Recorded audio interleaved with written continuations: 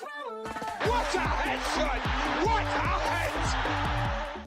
How's it, guys? This is Dayvy, FPL, and welcome back to the Fantasy Premier League video here on my channel. Now in this video, I'm going to be taking you guys through the wildcard template, or at least the template that I've managed to come up with after looking at a bunch of drafts over on FPL Twitter. So unfortunately, this won't be a numerically estimated template. There's not going to be kind of ownerships on this. This is simply going to be what I've seen and my personal opinion, and you guys can let me know in the comments down below if you agree that this is the current wildcard template. Also, we'll be giving you guys some updates on potential players that might miss Game Week 8, but then we'll be looking at the actual wildcard template and going through player by player and what I think about them. So that's something you guys are interested in? Sit back, relax, and let's get straight into it. So a quick update on current situations with players for Game Week 8. The first players I want to talk about is going to be some positive news. So Jurgen Klopp came out today. We knew that Trent on yesterday's video was going to be announced fit for Game Week 8. But today we've had an update of another player from Klopp, and that's going to be Diogo Jota. So Jota should be fine for Watford away in Game Week 8. Obviously the first game of Game Week 8, Liverpool kick off against Watford away. So with Jota, I don't really know if he's going to feature or not. On current estimations, I would probably say that he won't. I think that Klopp will opt for someone like a Firmino up front instead of Jota, just because he has been injured over this international break. Actually returned from the Portugal camp a few days ago to Liverpool because of an injury. So I think with Firmino, had a full international break to kind of rest. I think he'll probably be preferred to Jota, especially after Jota hasn't really been hitting the best of form over these past couple games. We did have confirmation again about Trent Alexander-Arnold, and he should be definitely fine for Watford away in Game Week 8, and that's why I do think a lot of managers on their wildcard will still look to the Liverpool defender as a kind of set and secure option in defence.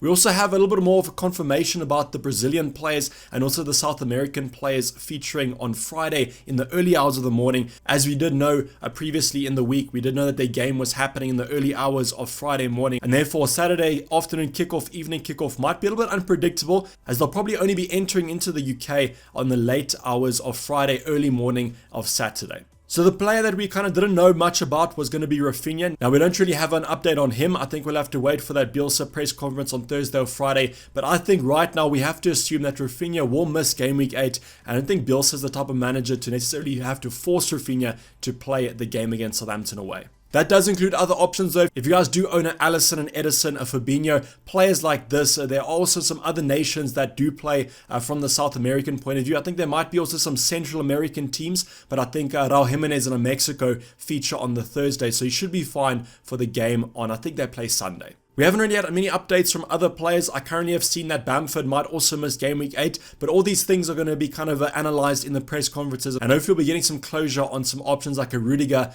in that press conference coming on Thursday or Friday. But now let's get on to the template team. So the wildcard template, as I mentioned in the introduction, this is not kind of a mathematically estimated template. It hasn't been kind of with ownerships and that sort of thing. This is my own expectation of the wildcard template going into Game Week 8. After looking at teams on FPL Twitter, if you guys do remember, I actually made a wildcard rating video. Go check that out if you guys haven't. But you guys sent me a lot of drafts, and I also used those into my thinking about the wildcard template. So starting off on the bench, we have a really cheap bench on this wildcard template. That's just because the starting 11 is so expensive, and I don't even know if everyone's going to be able to afford this wildcard template, to be honest. But starting off with our second goalkeeper, Foster, nothing much to say about him.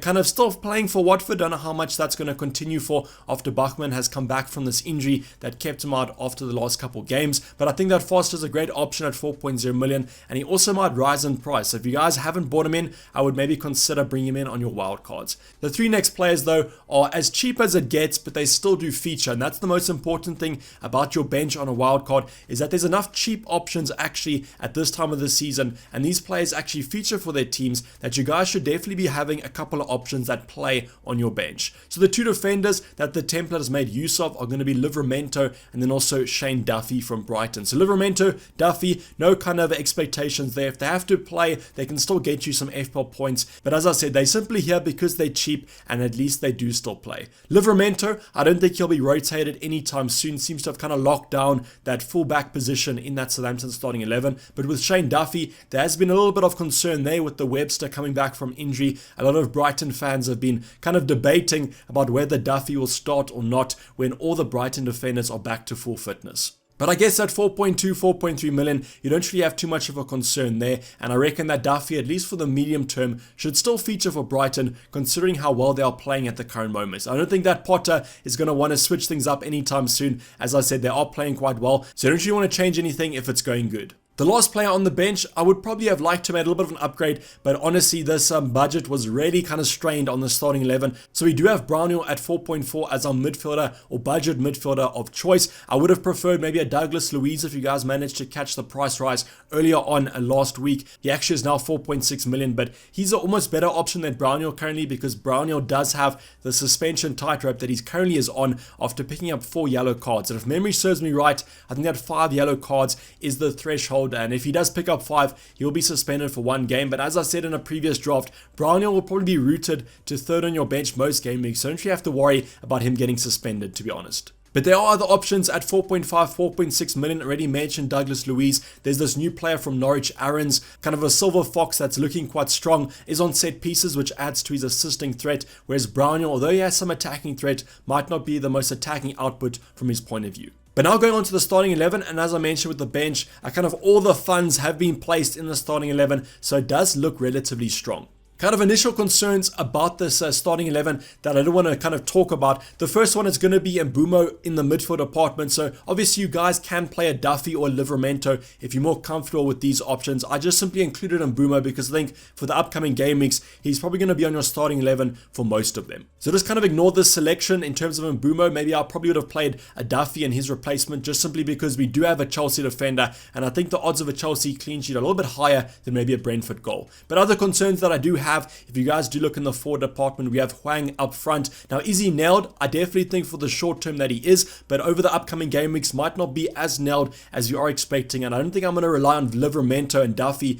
to replace him that often. So I guess that could be a concern, but I don't think that's too big of a concern, to be honest. As I said, for the short term, I think that the South Korean will be perfectly fine to start for Wolves. But now let's go on to the player-by-player talk through. I'm going to start off with goal with Ramsdale. Now, Ramsdale or Sanchez is my current dilemma in my own wildcard. I really do like the Ramsdale fixtures, but I simply trust the Brighton defense more. It might be a little bit weird there, but you guys can kind of agree with me. Maybe a little bit of a bias of the earlier games in the season, but I just don't trust that Arsenal defense, to be honest. And I think that Brighton have showed that they do have quite a secured defensive department over these opening couple games. But Ramsdale, the argument for him is that he might be slightly underpriced. But when you do have players like a Ben White and a Tomiyasu that come in at the same price as Ramsdale does, I guess you could look at them as maybe alternative options. But then I guess the argument against that is that you do have a Duffy who comes in cheaper than a Sanchez does. So I guess you could opt for this combination rather. But I think I might rather just have a permanent Brighton defender than an Arsenal one. Now I know why most managers are kind of going for Ramsdale. If you guys do look at the fixtures comparing Brighton and Arsenal, the Brighton fixtures in game week 9 and 10, they face City and Liverpool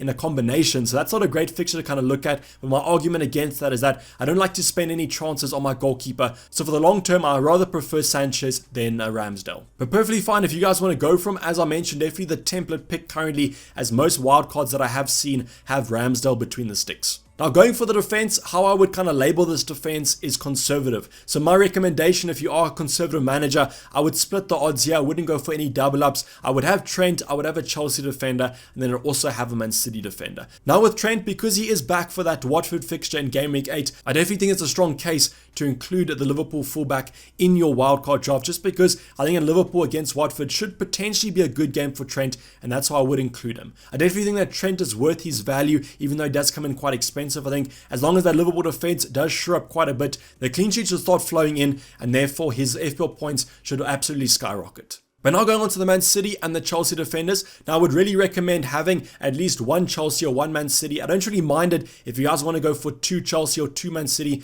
but I just think that these two teams have great fixtures coming up and their defenses are super solid as well. Now from a Chelsea point of view, I would have probably preferred an Azpilicueta, but I actually couldn't afford Azpi as my budget was already stretched with this kind of template team. So Rudiger, perfectly fine option to go for, but I would be monitoring the situation with him over the Chelsea press conference coming up on Thursday or Friday, as he did pull out of the German camp over this international break because of a back injury. So hopefully he does make a comeback from that back injury, but if he doesn't, I think that you might have to find some money in and around the bench to fit in Azpilicueta. Cancelo is also my Man City defender of choice, has played every single minute for Man City this Prem season, and I think from an attacking point of view, does outweigh Diaz, even though he might not be as nailed for the upcoming game weeks. But I think the defense on the template looks super solid. As I said, quite conservative because it does split the odds, kind of going for 1-1-1 instead of doubling up on a Chelsea or Man City. But I would say that there's good value for money in the defense if you guys want to double up or even triple up. Now going on to the midfield department, and you guys can see kind of the price structures here. We have a cheap option, we have a mid-range option, a more premium asset, and then the most expensive player probably in the game. And that's going to be Mo Salah, but you guys can understand when I say that he's the most essential player in FPL to own, why I'm saying that. Just such a kind of fixture-proof option, always has a great FPL season, and I mean that's why he's going to be in our teams, and I don't think he's going to be going anywhere over these upcoming game weeks. The next more premium asset is going to be Heung-min Son. I've seen him in a lot of drafts and I can understand why. Has got off to a relatively good start to the season even though Spurs haven't looked that strong. But the upcoming fixtures for Spurs don't look that great from Game Week 9 onwards, but does have that Newcastle fixture in Game Week 8 that I think a lot of people are targeting him on. Now whether that game is going to be as easy as it is on paper after the new owners, if you guys don't know, Newcastle did get bought over. So I think there's going to be a massive hype at St. James's Park and hopefully maybe Son can overcome that and come away with a goal or maybe an assist. But then our two cheaper options, we've got Rafinha to start off with, the more essential kind of midfielder that I would go for from a more budget point of view. Now he won't play Game Week 8, so I think you guys are going to have to rely on Livramento and Duffy probably to play in a Game Week 8 if one of your other options doesn't feature. But I don't think I would be starting Rafinha at all. I think I would be benching him unless we do get news out of Bielsa's press conference that he'll be starting in Southampton away.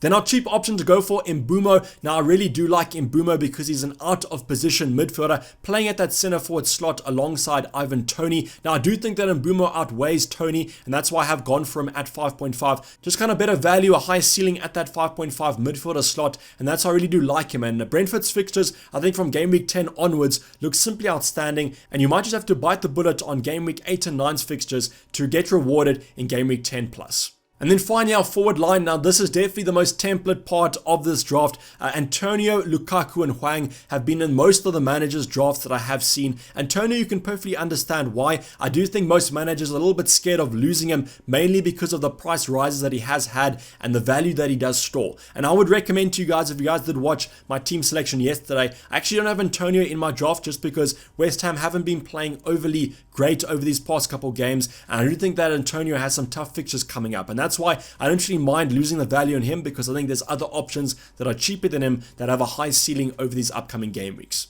But if you guys want to go with Antonio, can understand why. When he plays, he scores FPL points, and as long as he stays injury free, you guys should be perfectly fine. Lukaku, another option that I would consider essential on my wildcard. If he does recover from this injury, which I am expecting him to, just wait for that Chelsea press conference to get updates on not only Rudiger but Lukaku. But I think Lukaku was just a little bit tired and was rested in the Nations League for that 3rd and 4th playoff. Lukaku has great fixtures coming up alongside a Rudiger, and I do think you need a Chelsea attacker if you guys are going to wildcard, just because from a captaincy point of view, great option alongside Salah for these next couple games. The final player I did mention as a concern is going to be Hwang. I don't think a concern for the short term, but kind of Wolves have so many options in that forward department that there might be some rotation, and if Hwang has a bad game, I think he'll instantly lose his spot, unfortunately.